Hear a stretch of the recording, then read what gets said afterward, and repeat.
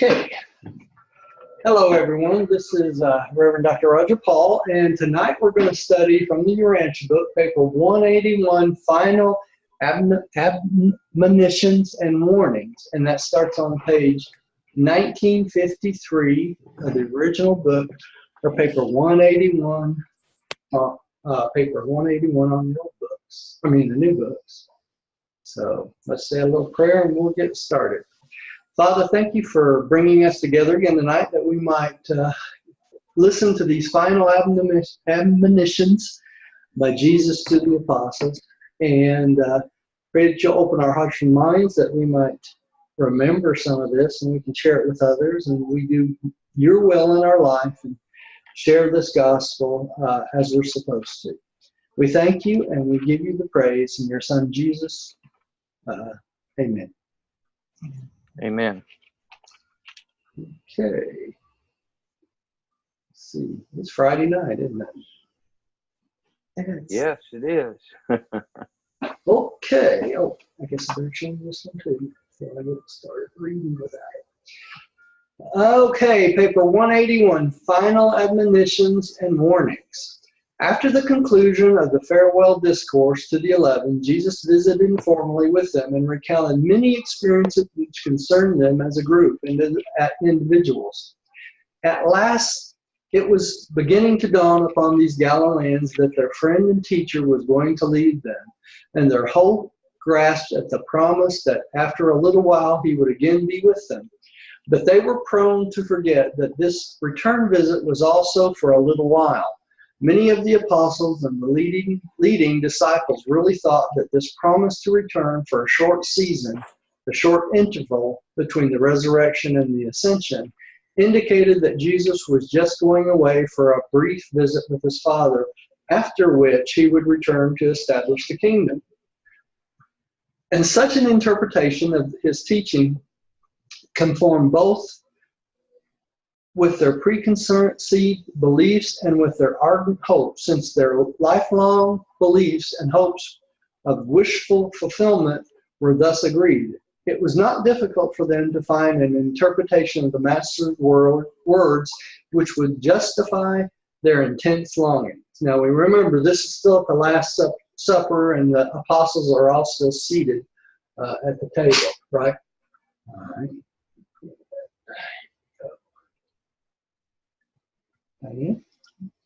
After the farewell discourse had been discussed and had been begun to settle down in their minds, Jesus again called the apostles to order and began the impartation of his final admonitions and warnings.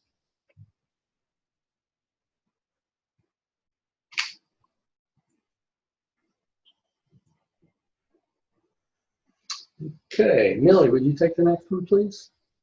Yes. Number 1, last words of comfort. When the 11 had taken their seats, Jesus stood and addressed them.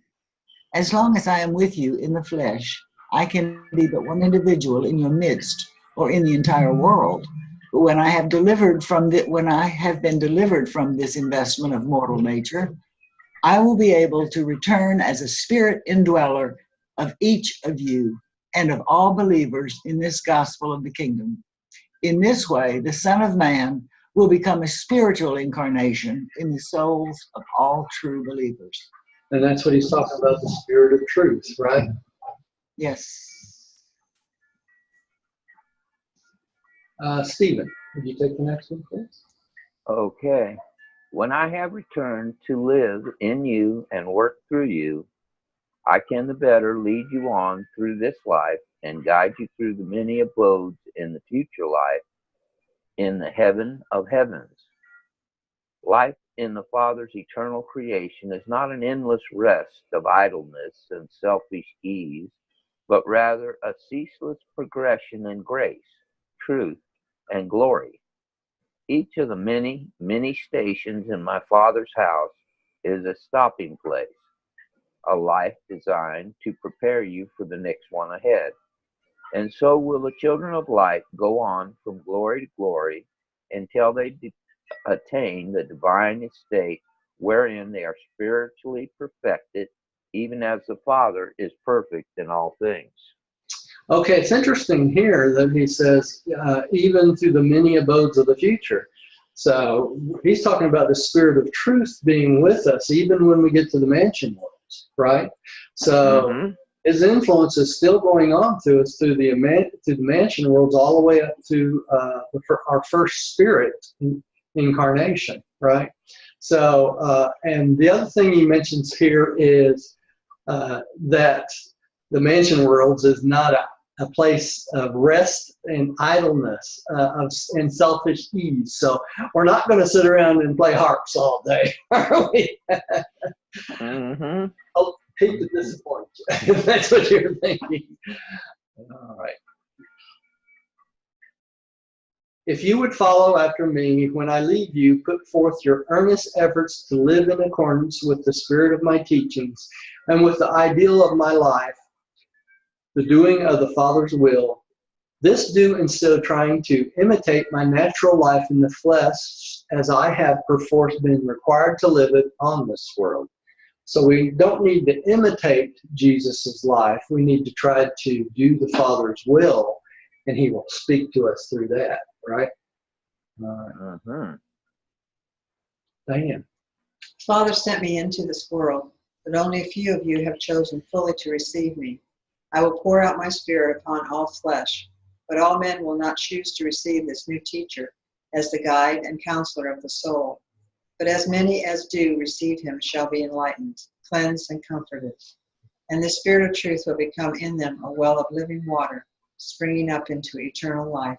You know, it's interesting that the Spirit of truth is poured out upon every single individual, all people. But whether you use it, you can refuse to use the wisdom of the Spirit of truth always. So you can reject it, even though it's part of you, and you can reject the leading of the thought adjuster just as well, right? So you do not have to try to use the Spirit of truth, but when you try to do the Father's will, you automatically use the Spirit of truth, right? So are we talking here about two things, the Spirit of truth and the thought adjuster? Yes, yeah, okay. Two separate entities, right? The thought adjuster, the way they explain it, the thought adjuster is the internal influence, and the Spirit of truth is the external influence that lives within you, okay? Being the influence of Christ Michael, right? But the internal influence is that of God the Father, right? That was put in us at a very young age. Pardon me? That was put in us at a very young age. That was put in us at a very young age. And when you try to accept the leading of the Spirit of truth, it works with the thought adjuster, right? By doing the will of God. So it's an interesting concept. And people don't understand that both the Spirit of truth and the Holy Spirit are both external influences. They're not naturally a part of our personality.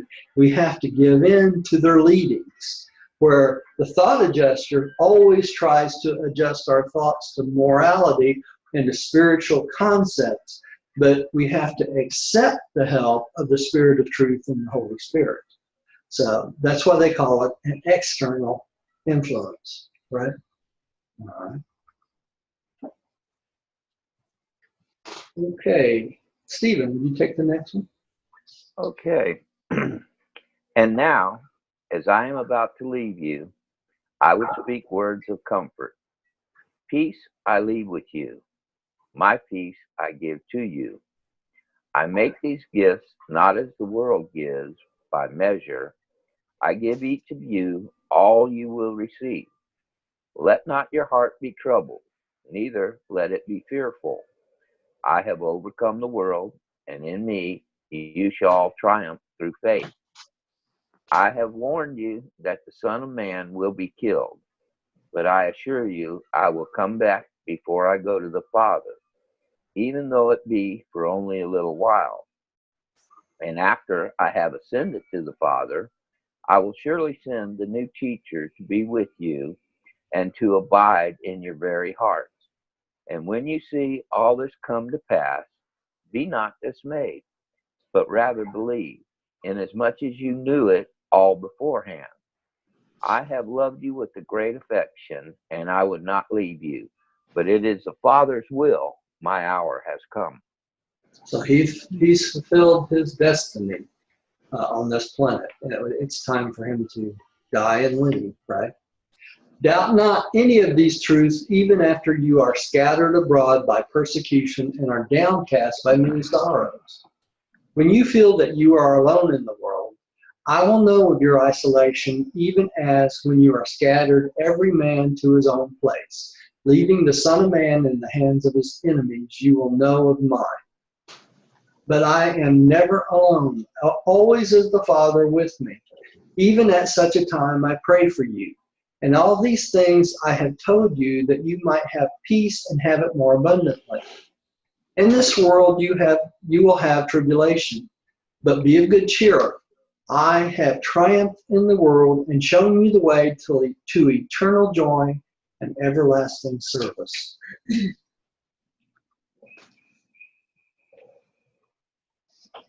Jesus gives peace to his fellow doers of the will of God, but not on the order of the joys and satisfactions of this material world. Unbelieving materialists and fatalists can hope to enjoy only two kinds of peace and soul comfort. Either they must be Stoics with steadfast resolution, determined to face the inevitable and to endure the worst, or they must be optimists, even indulging that hope which springs eternal in the human breast, vainly longing for a peace which never really comes. It's interesting that they mention here that the joys and satisfaction are not of this material world, right? So the joys they're talking about is the spiritual joy and the satisfaction of spiritual accomplishment, right? Not what you would think as getting lots of things, lots of cars and houses and pretty doodads and that sort of thing, right? It's a big difference. All right. And this is a picture of him talking at the Last Supper and the apostles around him listening. All right. Millie, you take the next one, please. Yes, a certain amount of both stoicism and optimism are serviceable in living a life on earth, but neither has aught to do with that superb peace which the Son of God bestows upon his brethren in the flesh. The peace which Michael gives his children on earth is that very peace which filled his own soul when he himself lived in the mortal life in the flesh and on this very world. The peace of Jesus is the joy and satisfaction of a God-knowing individual who has achieved the triumph of learning fully how to do the will of God while living in the mortal life in the flesh. The peace of Jesus' mind is founded on an absolute human faith in the actuality of the Divine Father's wise and sympathetic overcare. And Jesus had trouble on earth. He has even been falsely called the man of sorrows. But in and through all of these experiences, he enjoyed the comfort of that confidence which ever empowered him to proceed with his life purpose in the full assurance that he was achieving the Father's will. And that's what we must do, right? We should go through life with the full assurance that we're achieving the Father's will for each and every one of us, right? Individually. And it's different for each person, right? All right. Stephen. Okay. Jesus was determined, persistent, and thoroughly devoted to the accomplishment of his mission. But he was not an unfeeling and callous stoic. He ever sought for the cheerful aspects of his life experiences. But he was not a blind and self-deceived optimist. The Master knew all that was to befall him, and he was unafraid. After he had bestowed this peace upon each of his followers, he could consistently say, "Let not your heart be troubled, neither let it be afraid." Here we go. Okay. The peace of Jesus is then the peace of assurance of a son who fully believes that his career for time and eternity is safely and wholly in the care and keeping of an all-wise, all-loving, and all-powerful Spirit Father. And this is indeed a peace which passes the understanding of the mortal mind, but which can be enjoyed to the full by the believing human heart. Almost messed that one up. By the way, y'all, there's only 2 sections to this paper, even though the second one is a very long section. So, all right. 2. Farewell personal admonitions. The Master had finished giving his farewell instructions and imparting his final admonitions to the apostles as a group. He then addressed himself to saying goodbye individually and to giving each word of personal advice, together with his parting blessing. The apostles were still seated about the table as when they first sat down to partake of the Last Supper.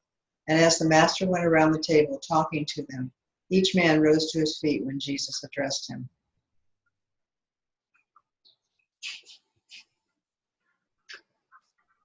Millie, would you take the first one, please? To John, Jesus said, "You, John, are the youngest of my brethren. You have been very near me, and while I love you all with the same love which a father bestows upon his sons, you were designated by Andrew as one of the 3 who should always be near me. Beside this, you have acted for me and must continue so to act in many matters concerning my earthly family.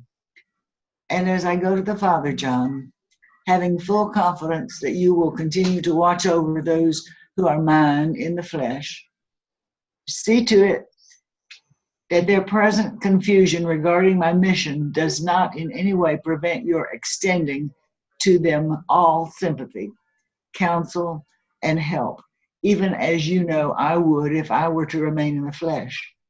And when they all come to see the light and enter fully into the kingdom, while you all will welcome them joyously, I depend upon you, John, to welcome them for me."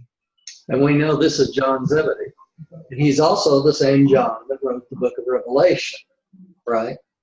Okay, so this is the John he's talking to.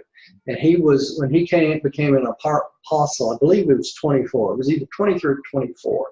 So he was the youngest of all the apostles. But he lived to be what? 101. And if y'all remember, his last words to the congregations when he could barely speak anymore was what? Love one another, right? And that's exactly what Jesus taught him to do, right? You're going to see that in the next paragraph here. Stephen. And now, as I enter upon the closing hours of my earthly career, remain near at hand that I may leave any messages with you regarding my family. As concerns the work put in my hands by the Father, it is now finished, except for my death in the flesh. And I am ready to drink this last cup. But as for the responsibility left to me by my earthly father, Joseph, while I have tended to these during my life, I must now depend upon you to act in my stead in all these matters. And I have chosen you to do this for me, John, because you are the youngest and will therefore very likely outlive these other apostles.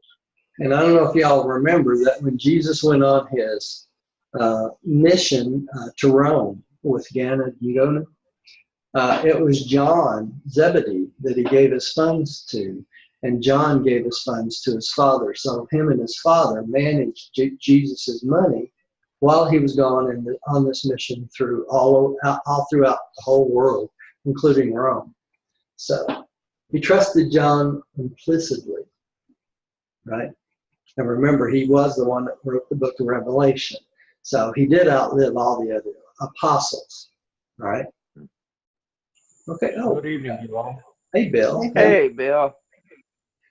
Bill, you're up to read if you'd like to.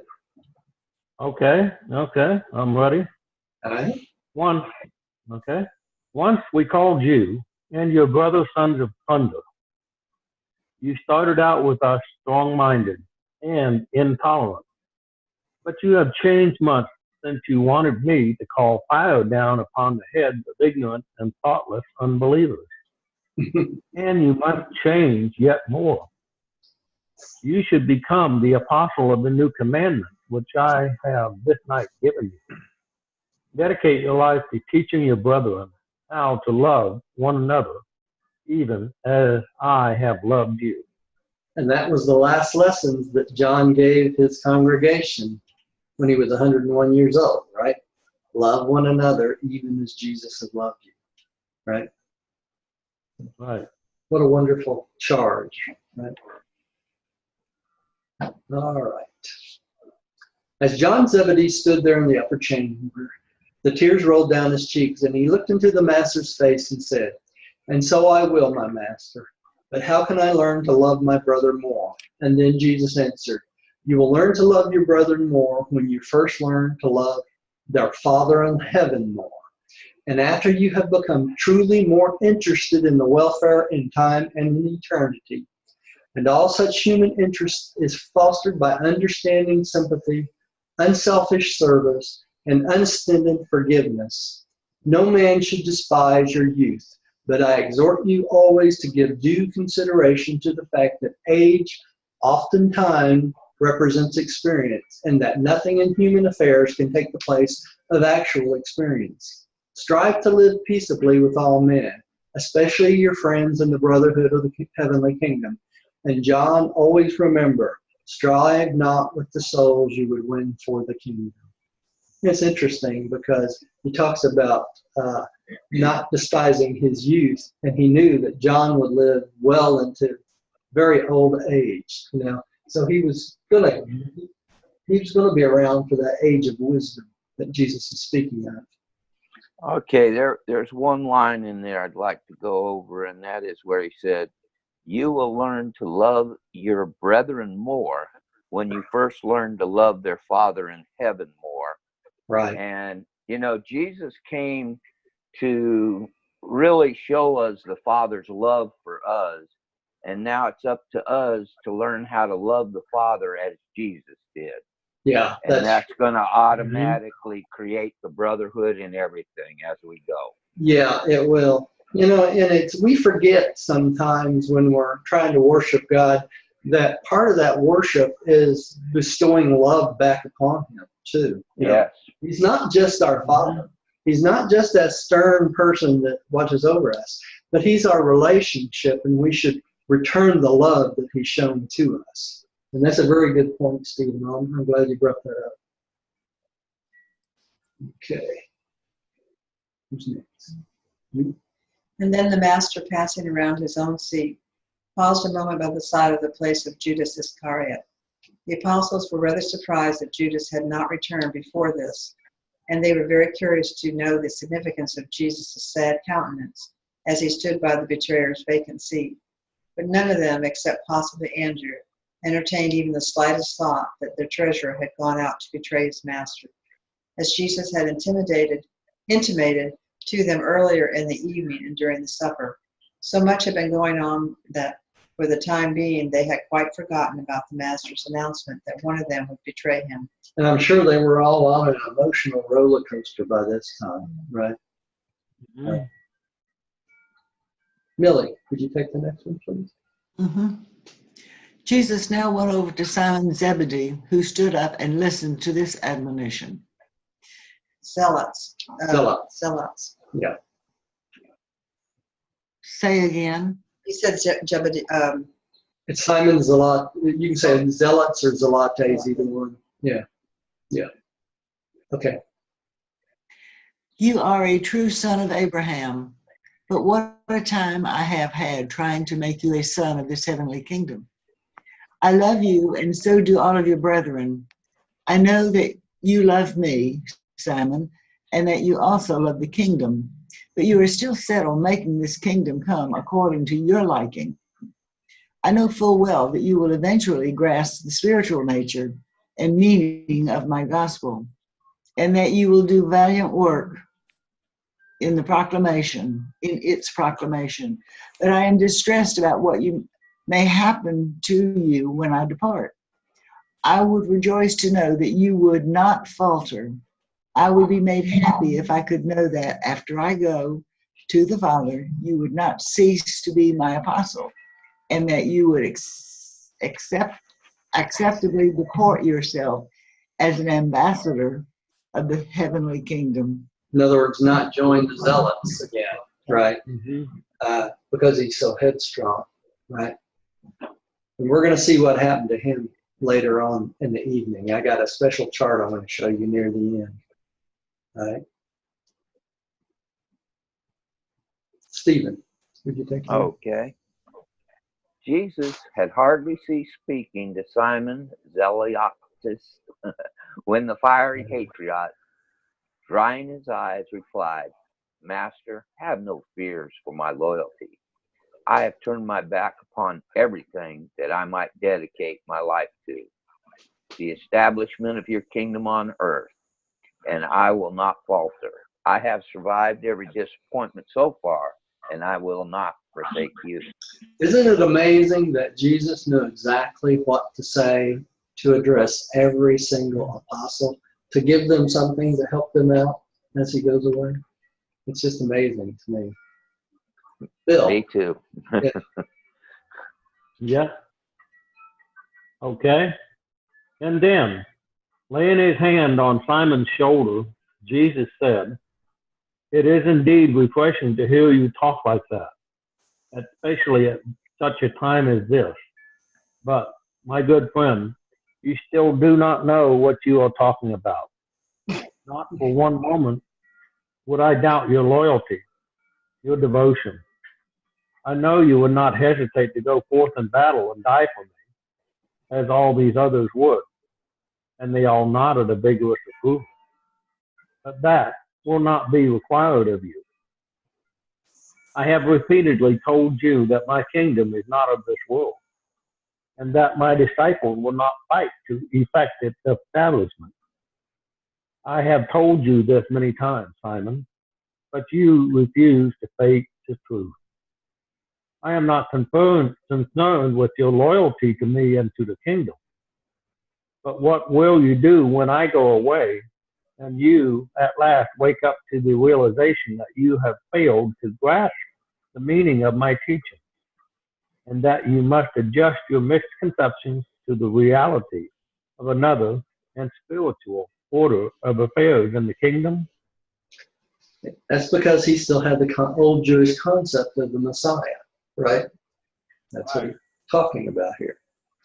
Okay. Simon wanted to speak further, but Jesus raised his hand and stopping him went on to say, None of my apostles are more sincere and honest at heart than you, but not one of them will be so upset and disheartened as you after my departure. In all your discouragement, my spirit shall abide with you, and these your brethren will not forsake you. Do not forget what I have taught you regarding the relation of citizenship on earth to sonship in the Father's spiritual kingdom. Ponder well all that I have said to you about rendering to Caesar the things which are Caesar's, and to God that which is God's. Dedicate your life, Simon, to showing how acceptably mortal man can fulfill my injunction concerning the simultaneous recognition of temporal duty to civil powers and spiritual service in the brotherhood of the kingdom. If you will be taught by the Spirit of truth, never will there be conflict between the requirements of citizenship on earth and the sonship in heaven, unless the temporal rulers presume to require of you the homage and worship which belong only to God. And that's exactly what Caesar ended up doing later on, right? Mm-hmm. Declaring himself God. And now, Simon, when you do finally see all of this, and after you have shaken off your depression and have gone forth proclaiming this gospel in great power, never forget that I was with you even through all of your season of discouragement, and that I will go on with you to the very end. You shall always be my apostle, and after you become willing to see by the eye of the Spirit, and more fully to yield your will to the will of the Father in heaven, then will you return to labor as my ambassador. And no one shall take away from you the authority which I have conferred upon you, because of your slowness of comprehending the truths I have taught you. And so, Simon, once more I warn you that they who fight with the sword perish with the sword, while they who labor in the Spirit achieve life everlasting in the kingdom to come, with joy and peace in the kingdom which now is. And when the work given into your hands is finished on earth, you, Simon, shall sit down with me in my kingdom over there. You shall really see the kingdom you have longed for, but not in this life. Continue to believe in me and in that which I have revealed to you, and you shall receive the gift of eternal life. Good admonition. Billy, would you take the next one? When Jesus had finished speaking to Simon Zealot, he stepped over to Matthew Levi and said, "No longer will it devolve upon you to provide for the treasury of the apostolic group. Soon, very soon, you will all be scattered, and you will not be permitted to enjoy the comforting and sustaining association of even one of your brethren. As you go onward preaching this gospel of the kingdom, you will have to find for yourselves new associates. I have sent you forth 2 and 2 during the times of your training, but now that I am leaving you, after you have recovered from the shock, you will go out alone and to the ends of the earth, proclaiming this good news that faith-quickened mortals are the sons of God." All right, now we'll wait on my comment to this one.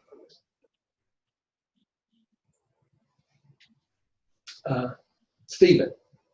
Okay. Then spoke Matthew, "But Master, who will send us? And how shall we know where to go? Will Andrew show us the way?" And Jesus answered, "No, Levi, Andrew will no longer direct you in the proclamation of the gospel.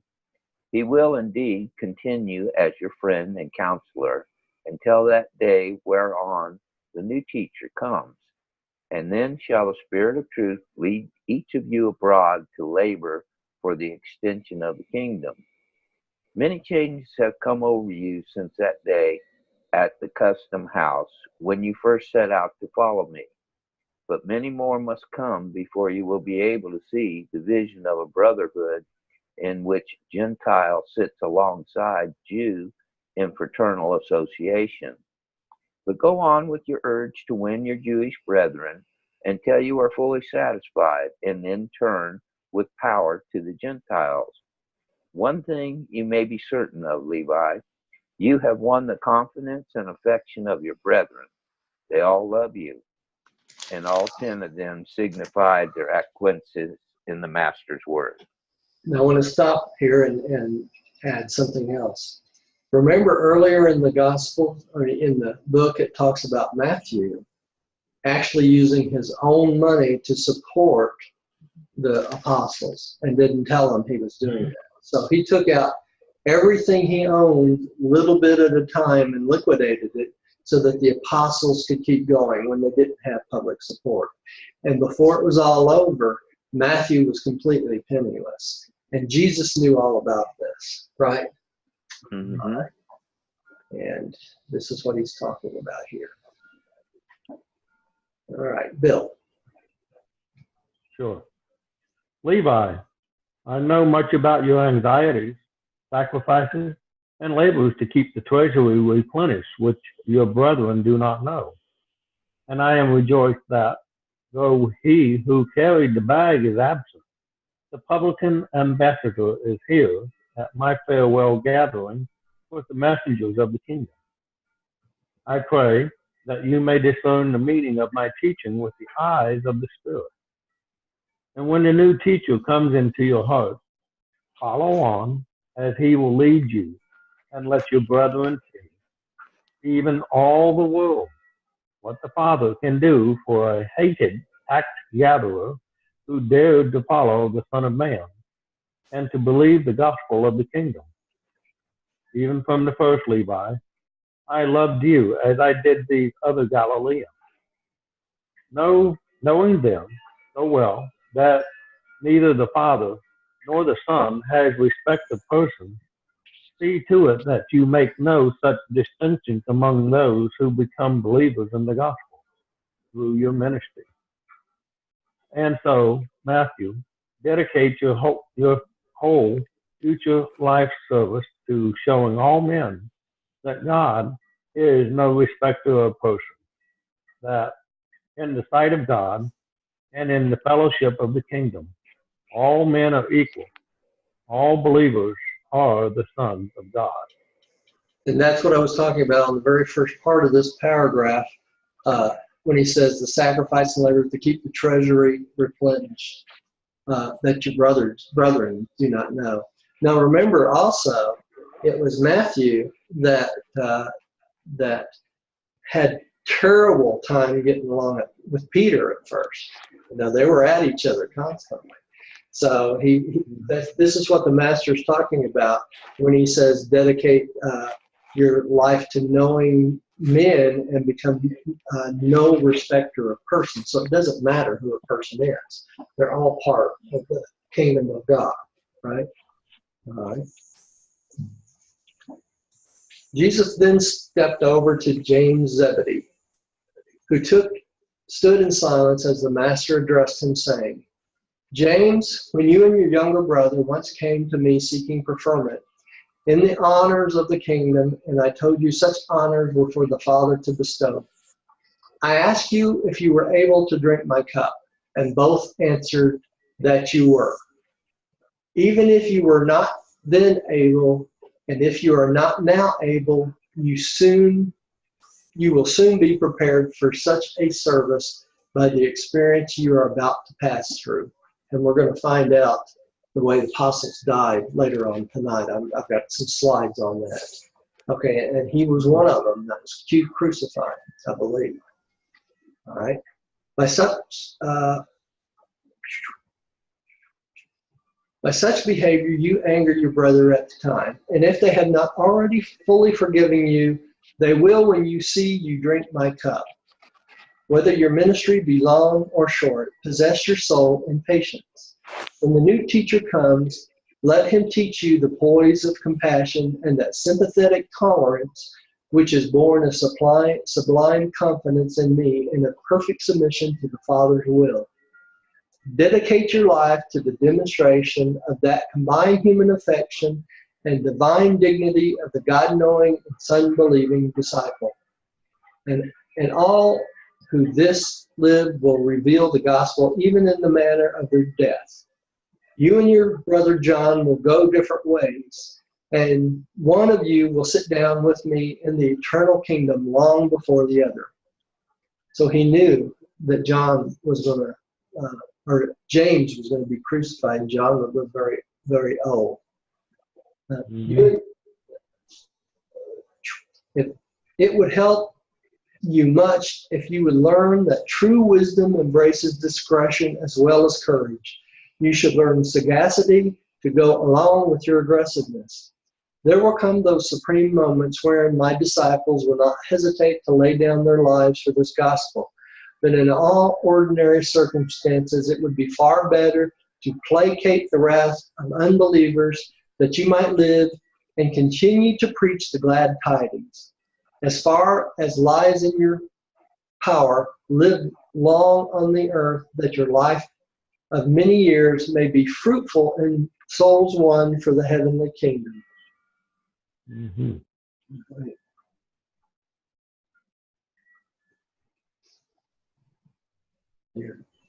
When the master had finished speaking to James Zebedee, he stepped around to the end of the table where Andrew sat, and looking his faithful helper in the eye, said, Andrew, you have faithfully represented me as acting head of the ambassadors of the heavenly kingdom. Although you have sometimes doubted and at other times manifested dangerous timidity, yeah. Still, you have always been sincerely just and eminently fair in dealing with your associates. Ever since the ordination of you and your brethren as messengers of the kingdom, you have been self-governing in all group administrative affairs, except that I designated you as the acting head of these chosen ones.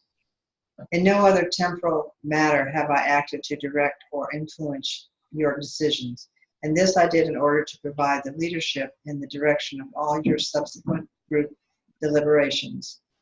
In my universe and in my Father's universe of universes, Our brother and sons are dealt with as individuals in all their spiritual relations, but in all group relationships we unfailingly provide for definite leadership.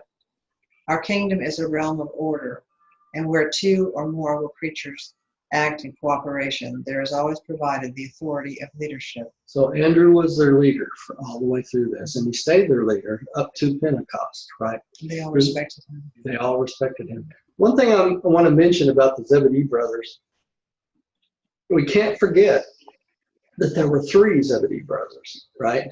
The two that became apostles. And who's the other one?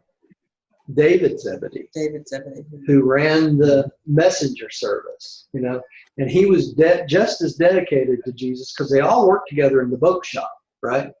He was just as dedicated to Jesus as the others, but he didn't feel worthy enough to be an apostle. So he became the head of the messenger service, and he was eventually married whom? Baby Ruth, right? And they moved to Adventist Church in Philadelphia, right? So it's good to know. Mm-hmm. So he got three good brothers out of that one family, right? All right. Millie, would you take the next one?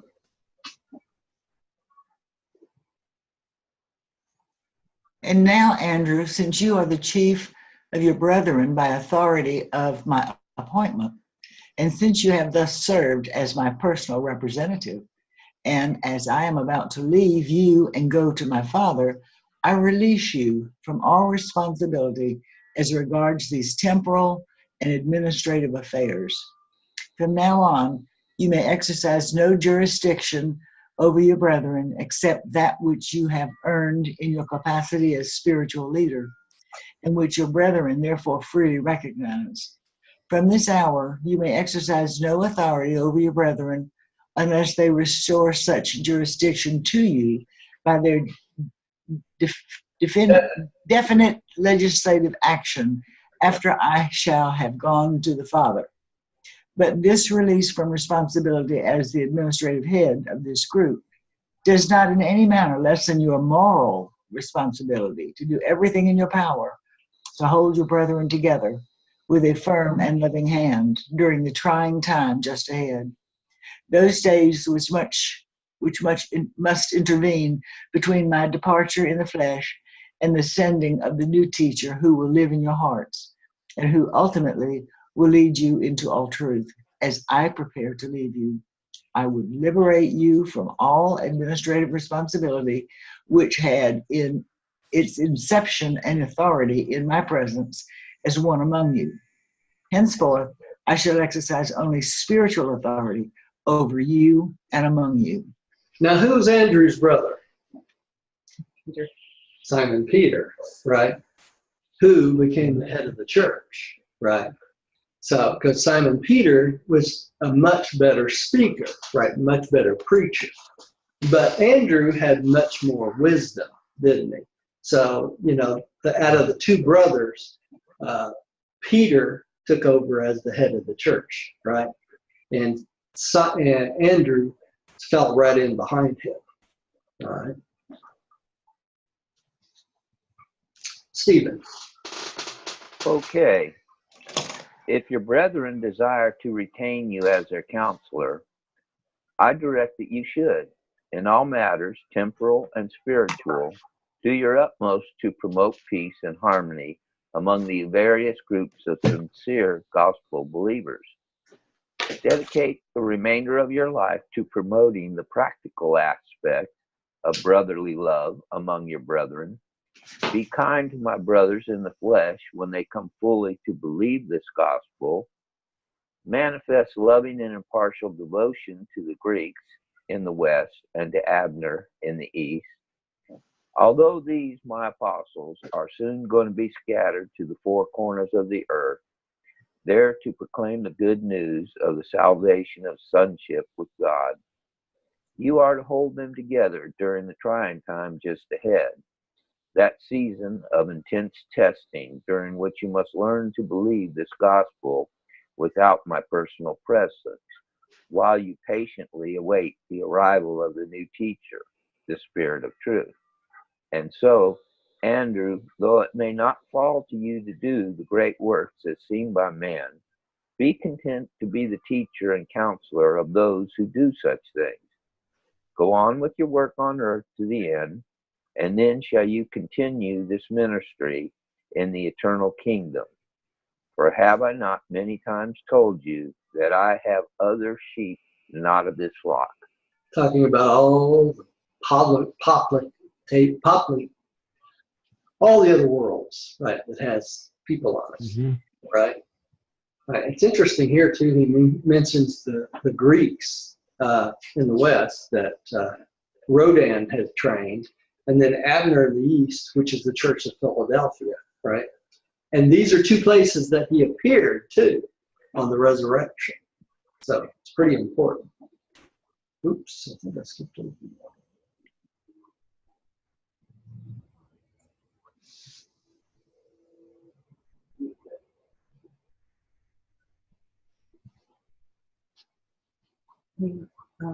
What were we on there? I skipped over a whole bunch of it. Yep, we did. Going backwards, yeah. Andrew. Mm-hmm. There we go. That's it. The Alpha's text, right? Yeah. Okay. All right. Bill, would you take the next one? Oh. Jesus then went over to the Alphaeus twins and, standing between them, said, "My little children, you are one of the three groups of brothers who choose to follow after me. All six of you have done well to work in peace with your own flesh and blood, but none have done better than you. Our times are just ahead of us. You may not understand all that will befall you and your brothers, but never doubt that you were once called to the work of the kingdom. For some time there will be no multitude to manage, but do not become discouraged. When your life work is finished, I will receive you on high, where in glory you shall tell of your salvation to seraphic hosts and to multitudes of the high sons of God. Dedicate your lives to the enhancement of commonplace toil. Show all men on earth and the angels of heaven how cheerfully and courageously mortal man can, after having been called to work for a season in the special service of God, return to the labors of former days. If, for the time being, your work in the outward affairs of the kingdom should be completed, you should go back to your former labors with a new enlightenment of the experience of sonship with God, and with the exalted realization that, to him who is God-knowing, there is no such thing as common labor or secular toil. To you who have worked with me, all things have become sacred, and all earthly labor has become a service even to God the Father. And when you hear the news of the doings of your former apostolic associates, rejoice with them and continue your daily work as those who wait upon God and serve while they wait. You have been my apostles, and you always shall be, and I will remember you in the kingdom to come." So the Alphaeus twins were the most like common people, right? Mm-hmm. Okay. And then Jesus went over to Philip, who standing up heard this message from the Master. "Philip, you have asked me many foolish questions, but I have done my utmost to answer every one. And now would I answer the last of such questionings which have arisen in your most honest but unspiritual mind. All the time I have been coming around towards you, you have been saying to yourself, 'What shall I ever do if the Master goes away and leaves us alone in the world?' Oh, you of little faith. And yet you have almost as much as many of your brethren. You have been a good steward, Philip, You failed us only a few times, and one of those failures we utilized to manifest the Father's glory. Your office of stewardship is about over. You must soon more fully do the work you were called to do, the preaching of the gospel of the kingdom. Philip, you have always wanted to be shown, and very soon shall you see great things, far better than you have seen. You should have seen all this by faith. But since you were sincere even in your material-sightedness, you will live to see my words fulfilled. And then when you are blessed with spiritual vision, you will go forth to your work, dedicating your life to the cause of leading mankind to search for God and to seek eternal realities with the eye of spiritual faith and not with the eyes of the material mind. Remember, Philip, you have a great mission on earth, for the world is filled with those who look at life just as you have tended to. You have a great work to do, and when it is finished in faith, you shall come to me in my kingdom, and I will take great pleasure in showing you that which eye has not seen, ear heard, nor the mortal mind conceived. In the meantime, become as a little child in the kingdom of the Spirit, and permit me, as the Spirit of the new teacher, to lead you forward in the spiritual kingdom.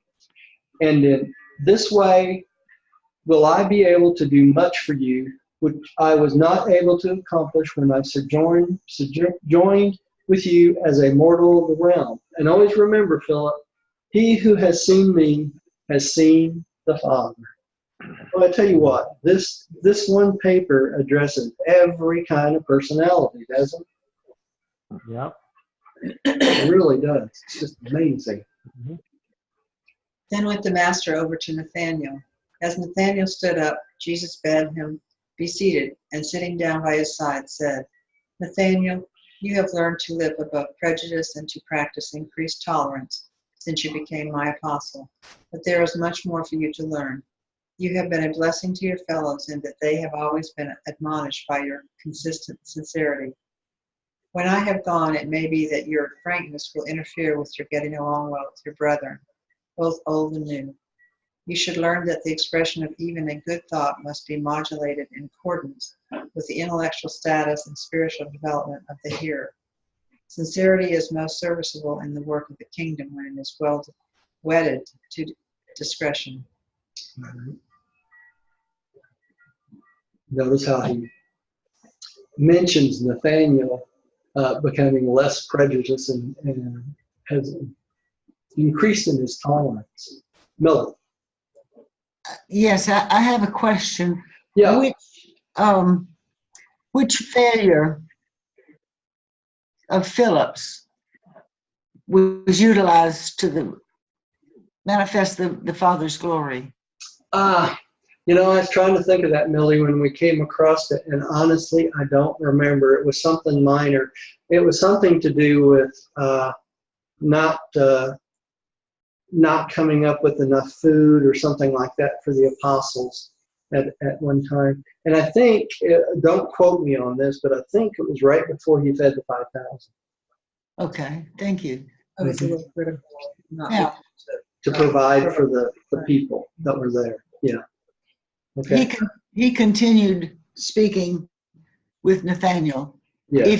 If you would learn with your brethren, you must accomplish more permanent things. But if you find yourself going off in quest of those who think as you do, in that event, dedicate your life to proving that the God-knowing disciple can become a kingdom builder, even when alone in the world and wholly isolated from his fellow believers.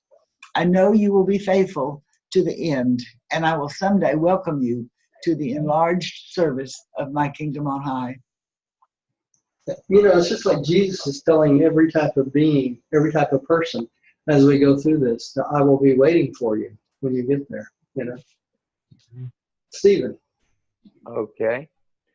Then Nathanael spoke, asking Jesus this question. I have listened to your teachings ever since you first called me to the service of this kingdom, but I honestly cannot understand the full meaning of all you tell us. I do not know what to expect next, and I think most of my brethren are likewise perplexed. but they hesitate to confess their confusion. Can you help me?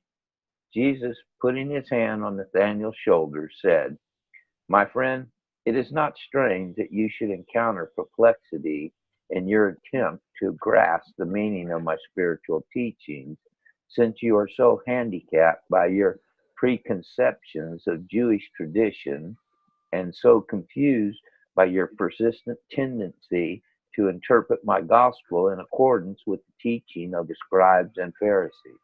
And I want to bring up a point here too. We have had the same experience as Nathaniel in trying to understand the Urantia Book in accordance to what? The Christian tradition, right? And what the church taught us as we were growing up. So we've experienced the same perplexity that Nathaniel has experienced. But what has happened through our study over time? We have been more and more enlightened, and we understand spiritual concepts so much better. We may not understand everything that the book has to offer us, but we understand such a great deal more than when we started. So just the experience of what we've done has given us such a good learning experience for our spiritual life, right? Mm-hmm. I think that's true. All right. Bill. Yes, I agree with what all you just said there. Well, thanks. I have taught you much by word of mouth, and I have lived my life among you. I have done all that can be done to enlighten your mind and liberate your soul.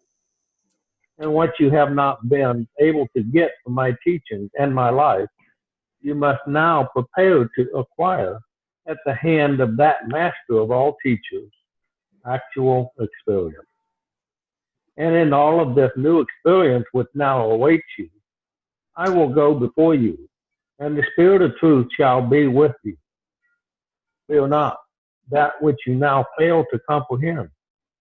The new teacher, which when he has come, will reveal to you throughout the remainder of your life on earth and on through your training in the eternal ages. And then the master, turning to them, all of them, said, Be not dismayed that you fail to grasp the full meaning of the gospel. You are but finite mortal men, and that which I have taught you is infinite, divine, and eternal. Amen to that one. Be patient and of good courage, since you have the eternal ages before you in which to continue your progress, attainment of the experience of becoming perfect, even as your Father in paradise is perfect. It's a good thing, too, because we need that time, don't we? Yeah. And then Jesus went over to Thomas, who standing up heard him say, Thomas, you have often lacked faith. However, when you have had your season with doubt, you have never lacked courage. I know well that the false prophets and spurious teachers will not deceive you. After I have gone, your brethren will the more appreciate your critical way of viewing new teachings. And when you all are scattered to the ends of the earth in the times to come, remember that you are still my ambassador. Dedicate your life to the great work of showing how the critical material mind of man can triumph over the inertia of intellectual doubting when faced by the demonstration of the manifestation of living truth as it operates in the experience of spirit-born men and women who yield the fruits of the Spirit in their lives and who love one another, even as I have loved you. Thomas, I am glad you joined us, and I know after a short period of perplexity, you will go on in the service of the kingdom. Your doubts have perplexed your brethren, but they have never doubted me. I have confidence in you, and I will go before you even to the uttermost parts of the earth. And don't we all go through a season of this same thing, intellectual doubt and not knowing what's true and what's not, right? Because our thinking is not spiritual. Yeah, our thinking is not spiritualized, that's right. Millie. Yes. Then the master went over to Simon Peter, who stood up as Jesus addressed him. Peter, I know you love me and that you will dedicate your life to the public proclamation of this gospel of the kingdom to Jew and Gentile. But I am distressed that your years of such close association with me have not done more to help you think before you speak. What experience must you pass through before you will learn to set a guard upon your lips? How much trouble have you made for us by your thoughtless speaking, by your presumptuous self-confidence? And you are destined to make much more trouble for yourself if you do not master this frailty. You know that your brethren love you in spirit in spite of your weakness, and you should also understand that this shortcoming is in no way impairs my affection for you, but it lessens your usefulness and never ceases to make trouble for you. But will you undoubtedly receive great help from the experience you will pass through this very night. And what I now say to you, Simon Peter, I likewise say to all your brethren here assembled. This night you will all be in great danger of stumbling over me. You know it is written, the shepherd will be smitten and the sheep will be scattered abroad. When I am absent, there is great danger that some of you will succumb to doubts and stumble because of what befalls me. But I promise you now that I will come back to you for a little while, and that I will then go before you into Galilee. Now that's pretty scary because he's saying this will happen this night, tonight, you know. So not soon, but now. Yeah, now. Yeah, it's upon us, Yeah. right? All right, Stephen. Okay. Then said Peter, placing his hand on Jesus' shoulder, no matter if all my brethren should succumb to doubt because of you, I promise that I will not stumble over anything you may do. I will go with you and, if need be, die for you. Bill. As Peter stood there before his master, all atremble with intense emotion and overflowing with genuine love for him, Jesus looked straight into his moistened eyes as he said, Peter, verily, verily, I say to you, this night the cock will not crow until you have denied me 3 or 4 times.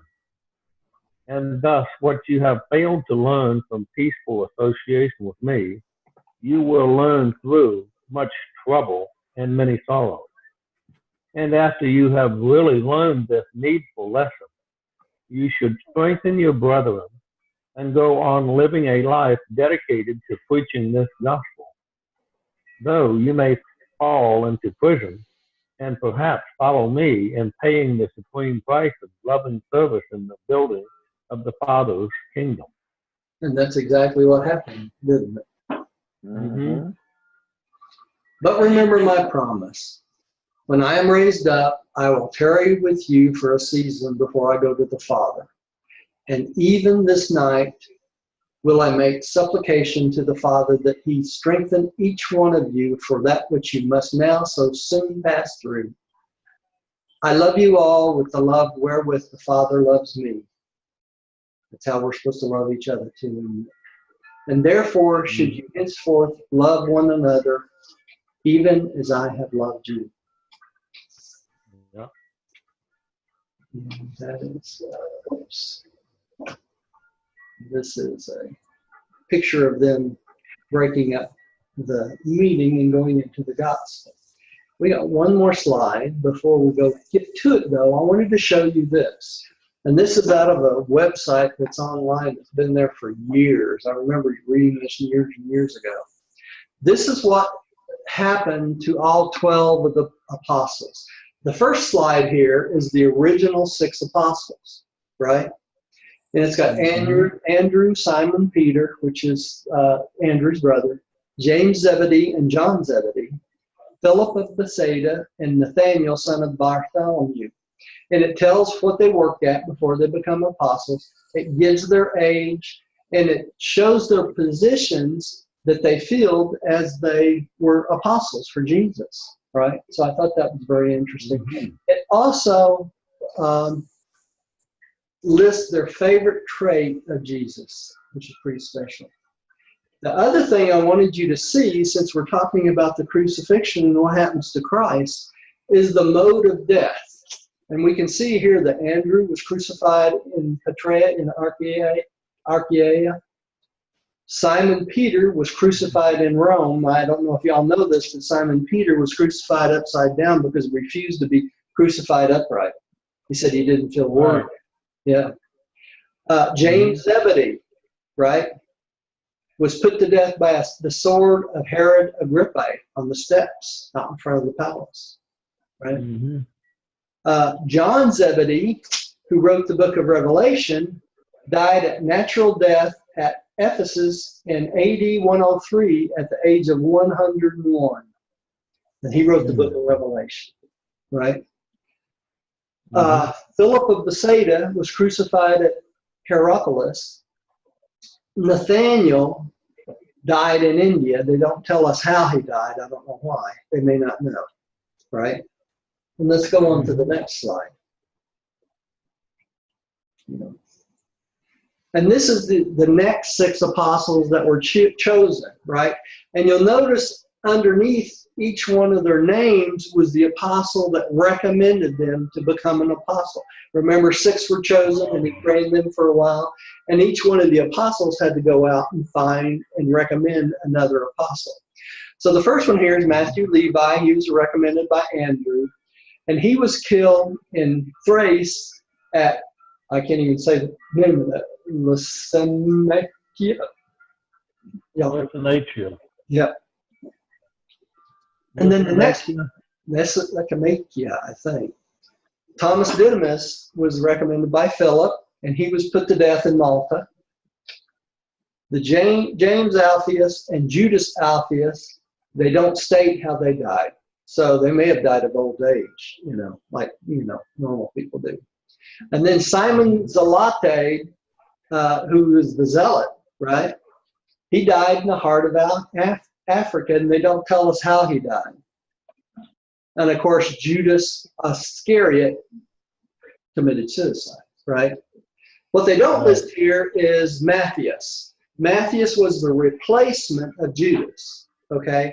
And they don't say much about Matthias because he was not very bold, and, we don't know a whole lot about him, right, or how he died. But if you look here, how many do we have that died, gave their life for the gospel, right? Not including Judas. We got 1, 2, 3 on this page, right? If we go back to the preceding page, go backwards here, we got 4, 5, 6, 7, 8 of the apostles were killed or crucified. You see that? So they died for the gospel. Okay, and John Zebedee, of course, who wrote the book of Revelation, died of natural death in an old age, but he was always consistently faithful to the gospel too. So all these apostles died being faithful to Jesus' word, every single one of them. The twins, we know, were simple, and they went back to their natural life, and they probably died natural death. We know John lived to be 100 and whatever it said, and then Judas committed suicide. So 4 out of 12 leaves 8 to be crucified. That's right. Or died killed. One, crucified or killed. We know for sure that 3 of them were crucified and the others were put to death. Different methods, right? So yes. I wanted y'all to see that and have this available so that you could look at it at your leisure. It's from a website out there online that's been there for years. I can't remember off the top of my head what the website is, but it's one of them in the list on the site on our website. All right? Got a lot of different things like that. And finally, the last paragraph. And then, when they had sung a hymn, they departed for the camp on the Mount of Olives. And then next time will be the paper on Gethsemane. Powerful paper, huh, y'all? Mm-hmm. Very interesting. Very interesting. Very powerful. And I hope y'all enjoyed it. We will continue on tomorrow night, Saturday night, with the next paper. And let's say a little prayer and we'll close for the night. Diane, would you like to close this? Eternal Father, Mother, God, thank you for this incredibly deep insight of the apostles and their abilities and their weaknesses. And we know that in each of them we have both ourselves, each one of us, in our own way. And may we continue to be cleansed and to be more worthy to be your disciples. We thank you for this wonderful book, and may we continue to grow in love and understanding, and to, at every opportunity, to spread the word about this book and its beauty and its truth. It's in your name, Jesus Christ, Michael of Nebanon, we pray and give thanks. Amen. Amen. Amen. Amen. Stop the